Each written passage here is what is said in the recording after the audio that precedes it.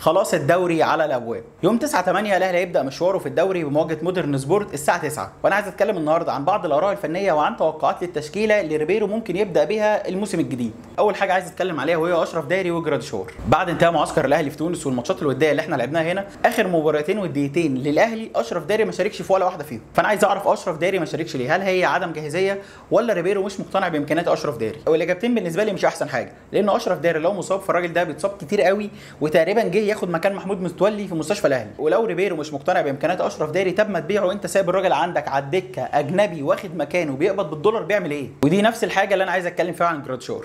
من الواضح ان محمد شريف هيبقى مهاجم الاهلي الفتره اللي جايه، وانا عندي كده اشرف داري وجراديشار الاثنين اجانب واخدين مكان اجنبي وقاعدين على الدكه وبياخدوا بالدولار، والاثنين قاعدين دكه. المفروض ان انت لو واثق في جراديشار ده انت ما كنتش تدور على مهاجم اجنبي من الاول. بعد وسام ما مشي ما كنتش تدور على حد لو انت عندك الثقه الكافيه في جراديشار. بس طالما انت مش واثق في جراديشار ومش عارف تديله الثقه الكافيه ان هو يبقى مهاجم الاهلي الفتره اللي جايه، طب ما تمشي جراديشار وتمشي اشرف داري وهات لي مكان الاثنين ناس اجانب اقوياء يلعبوا اساسي.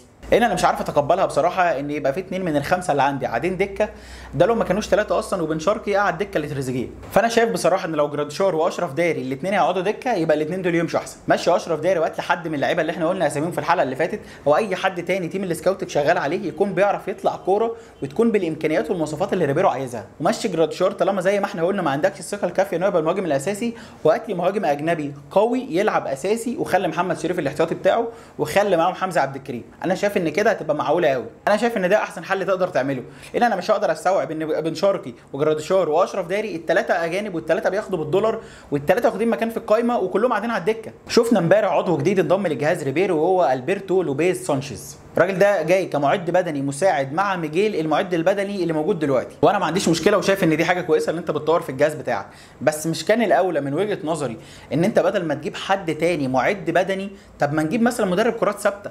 حاجه من ضمن الحاجات اللي انا نفسي اشوفها في النادي الاهلي. مدرب الكرات الثابته ده حاجه من الحاجات اللي انا نفسي اشوفها وتبقى موجوده في النادي الاهلي، لان معظم ماتشاتنا في الدوري بنلعب قدام فرق بترجع راكنه الاتوبيس ورا وانت مش عارف تخترق، فالكره الثابته ممكن تحل لك مشاكل كتير قوي.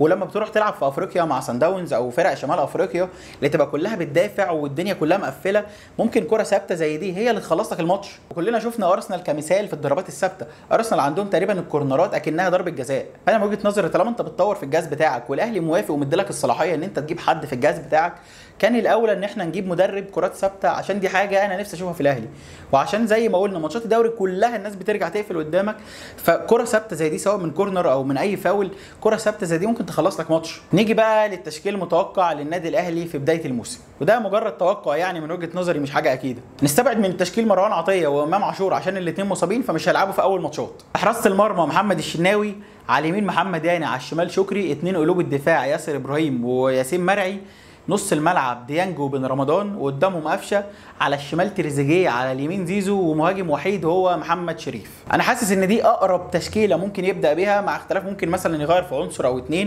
ممكن يشيل ياسين مرعي يحط بيكهام، يشيل ياسين مرعي يلعب باشرف داري. وانا قلبي حاسس ان هو ممكن يبدا برده بكريم فؤاد في الناحيه الشمال، ما اعرفش ليه. ممكن نشوف احمد رضا بياخد دور في نص الملعب، وممكن ينزل زيزو رقم 8 ويخلي حسين الشحات او طاهر هو جناح يمين. ففي اختلافات في الحته دي، بس انا شايف ان دي التشكيله المتوقعه الاقرب من وجهه نظري. تعالى بقى عايز اوري لك التشكيله اللي انا بتمنى شخصيا نبدا بيها في بدايه الموسم، وانا شايف ان دي التشكيله الافضل من وجهه نظري انا. في حراسه المرمى مصطفى شوبير، باك يمين كريم فؤاد، وشمال شكري، 2 قلوب الدفاع بيكهام ومرعي، نص الملعب ديانج واحمد رضا، وقدامهم بن رمضان، الثلاثه اللي قدام تريزيجيه على الشمال، زيزو على اليمين، ومحمد شريف. دي التشكيله اللي انا شايفها من وجهه نظري الافضل وان هي تستحق ان هي تلعب الفتره اللي جايه. لكن اعتقد ان دي مش التشكيله اللي ريبيرو هيلعب بيها، وهيلعب بالتشكيله المتوقعه اللي احنا قلناها قبل دي. بس كده ان شاء الله نتمنى التوفيق للنادي الاهلي، وان شاء الله نقدر ناخد كل البطولات اللي بنلعب عليها. ان شاء الله مع بدايه الدوري وبدايه افريقيا نرجع بقى الحلقات بشكل مستمر، ونرجع تاني نحلل ونحط الدوائر والرسومات والحاجات بتاعتنا دي. والحمد لله الشغف راجع تاني مع بدايه الدوريات في العالم، هنبدا بقى نتكلم دوري انجليزي وريال مدريد وبرشلونه، ونبدا نحلل وماتشات دوري الابطال والحاجات اللي احنا بنحبها دي. وبس كده اشوفكم في الحلقات الجايه ان شاء الله. كان معاكم ابراهيم حسن.